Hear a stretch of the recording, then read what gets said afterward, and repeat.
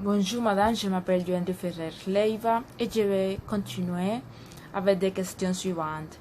À qui il n'y a pas de destinataire spécifique, le texte est écrit de manière générale pour ce qui les perçoit. Dans quel but? Le but est de faire réfléchir et critiquer ce qui veut le pouvoir absolu. Avec cet essai, Montaigne nous fait comprendre qu'il préférait avoir une vie normale que d'être un roi. Et pour cette raison, il se demandait la question suivante. Comment un roi pouvait faire preuve de retenue ou de ses capacités et avoir un pouvoir absolu? Il disait que ça pourrait montrer l'hypocrisie, ce qui l'entoure.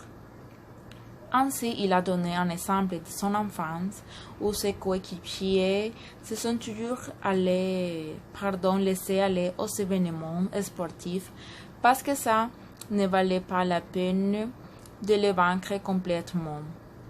De même, il a conclu que les princes ne seront jamais ce qu'ils valaient parce que les sujets feront tout le possible pour les gagner.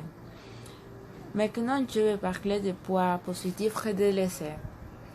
Les points positifs de cette lecture est que Montaigne souhaitait susciter chez son lecteur, comme sur lui-même, l'exercice de l'esprit critique, qui confronte aux jugements et aux opinions, souvent erronées. D'un point de vue rhétorique, montrer à titre d'exemple des cas de ce qui va créer une controverse dans la pensée du lecteur. En plus que l'œuvre s'inscrit pleinement dans la veine humaniste, de par sa démarche philosophique et ses éloges de la nature. L'humaniste est une personne qui croit dans l'homme, il lui délivre des conseils pour mieux vivre. Et ça signifie que Montaigne donnait des conseils aux personnes pour avoir une vie meilleure. Et comme on peut voir dans l'essai, qu'il parle des inconvénients de la grandeur, il voulait que les lecteurs puissent réfléchir sur ça. Un autre point positif que j'ai trouvé est que Montaigne utilisait des exemples de certains personnages de l'histoire pour comparer les points de vue qu'il souhaitait clarifier.